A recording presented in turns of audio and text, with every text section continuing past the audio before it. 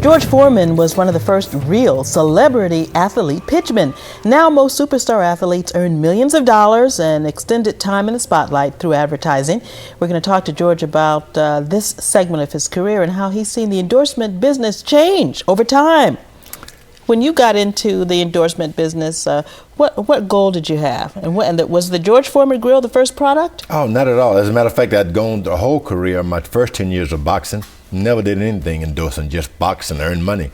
Then the second time around, of course, I was a preacher on the street corner. Mm-hmm. People would pass me, didn't recognize me, and it hurt me so bad. So I started screaming, "Yes, it's George Foreman, I'm lifting up Jesus Christ." And they'd stop, and I'd get people to stop. I started selling my religion. Mm-hmm. Then I came back into boxing, such an old guy, they didn't want to be bothered with me. I had to sell the age 40 was not a death sentence, and I went to work on it. Madison Avenue took notice. I started doing commercials eventually for McDonald's, Doritos, Oscar Mayer Wieners, Meineke. I mean, it just went wild. And finally a friend told me, he said, "You know, you're making all these other companies wealthy. Why don't you get your own product?" I said, "Sure. How much money are you going to give me?" He said, "No, you get your product and we'll work for you." So I started this George Foreman Grill, the lean, mean, fat reducing grilling machine. My business. And it worked so well. We got it up to a nice piece of furniture. And it worked so well. So I thought all I'd get 16 of those to give to my mom, aunts, and all of that. The next thing you know, the thing was success. People would meet me in the airport and say, "George, we love you." I said, "You saw my fight?" They said, "No, you grill." Oh. And it started off until now we've sold over 100 million of the George Foreman grill worldwide. That is absolutely amazing. So people know me more about the grill. A little kid approached one day. The teacher's head start said, "Look, George Foreman, tell the kids who you are." And the teacher started saying he's an Olympic champion, heavyweight champion. One kid said, "That's the cooking man." Because a whole new generation now knows you from these grills. And you actually haven't been pitching the grills for about 10 years now, but people still associate you with that. They really do. Yeah, 100 million. And now you sold off the company, is that right? I really did. I had, I was selling grills, and someone said, "I bought them all." What could I say? A good salesman, everything is for sale. And and they paid me handsomely, and I was able to, it was a success. But 137 million, was it? Yes, and but I still work part-time as a spokesperson for them every now and then. So that's a nice chunk of change for the family. Yeah, it helps, but that disappears quick when you send 10 kids to college. It's like a parking meter there. I'm the only fellow in the world talking these kids out of going to college. You said, "Well, maybe you should try something. Start from the bottom." Now, of course, I have to ask you, everybody wants to know, why did you name all your sons George? Yeah, and I tell people, if you're going to be a successful boxer, the first thing you do is you save your money, and then you make preparation for memory loss. So I named them all George so I wouldn't forget any name. I told my wife, if I forget one name, I'm out of the sport. I never forgot George. That's right. That's right. Now, you've been married now for 25 years? 25 years. Over 25 years. I have the most wonderful thing that ever happened to me was the one piece of jewelry I wear on my fingers is my wedding band. It's the one thing I'm most proud of. So she, I'm sure, encourages you a lot. More than that, she makes me get up in the morning and go to work. Oh, my goodness. So she's got a tough job getting George Foreman going, huh? Yeah, she gets me going. Now, you're here in Boston with a new venture, U-Food Grill.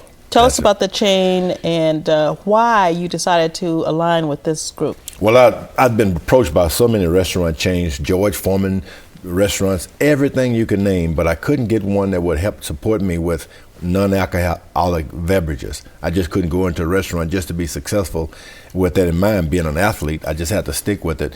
And I tried this, but then U-Food had this philosophy about natural and healthy food, no fat. The idea is no fat in the food and know all about the fat. Even have a fry that is no fry. It's unfried, really. It's baked. Kids love the fries, and they don't have any grease. And my favorite is the bison burger with low-fat American cheese. So I said, you know what? I need to align myself with them. So we went into business together, and I started promoting because people would put down their grill and say, "What do I do when I leave?" Now I can tell them, find a U-Food grill. And is this how you eat at home? Is this the way you eat at home? Oh, yeah. You have to once you're an athlete, the curse is you have to work out and stay healthy till the day you die. Otherwise, you're going to die pretty quick. Now, what do you think about how the world of celebrity athlete pitchmen has changed since you got into the business? I mean, now you see Tiger Woods, of course, Michael Jordan. Everybody's got some kind of a contract or product, but you were the one that really got it started. I'm happy because athletes got to understand that even if you make $100 million as an athlete, the money goes pretty quick. you better have something else to count on. Your personality is greater than anything. I learned early, if you learn to sell, you will never starve. Now, why do you think you're such a good pitchman? Why do you think people just automatically gobble up products and projects that you're involved with? People ask me the same thing when I went back to boxing. Why are people paying attention to you? They get good ratings on television. I said, I remind people of their old grandpappy. They say, he kind of remind me of Uncle so-and-so. People, you know, the fella who's out there pulling up his pants 100 times doing the lawn, and it never comes up any further, but he keeps pulling them up. I reminded them of someone in the family, and they figured, you know what, I'm going to pull for him. I get hit in the face, and they say, oh, it was like they were hitting their dad or something, and they pull for me. And that's the same with grills and everything I've sold. I put my heart into it, and they believe you. And if you trick them, they're done with you. Yeah. Now you're George Foreman, the world champion boxer. George Foreman, the successful businessman. George Foreman, the born-again Christian minister. If you had to choose, which one are you most proud of? Which George do you want to be remembered for? I'm a minister. That's what I am. That's my profession. I tell everybody, they ask me, how can you be a preacher and a boxer? I said, well, that's easy. Get in the ring with me on Saturday and then come to church on Sunday. You'll know. But in reality, that's what I am. My profession is that of a minister. I'm an evangelist, and I preach. That's what I do. And of course, I've dedicated my life to helping kids, and I had to make a lot of money to support those charities because most kids don't have anything. You got to have something to help not only give them the word of support, but support them in some fashion, help them get to college. But I'm most proud of my ministry. Yeah, yeah. And what charitable work do you do even now in Texas?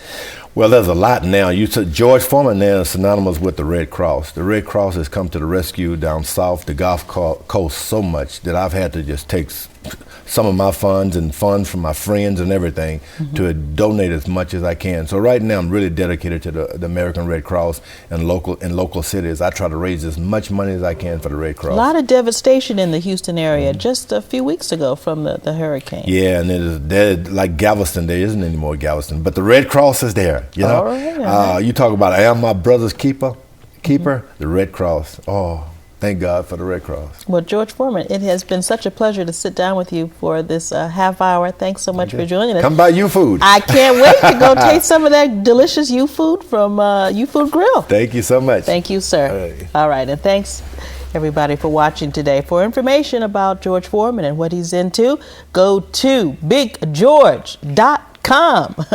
Thanks so much for watching. We'll see you next time.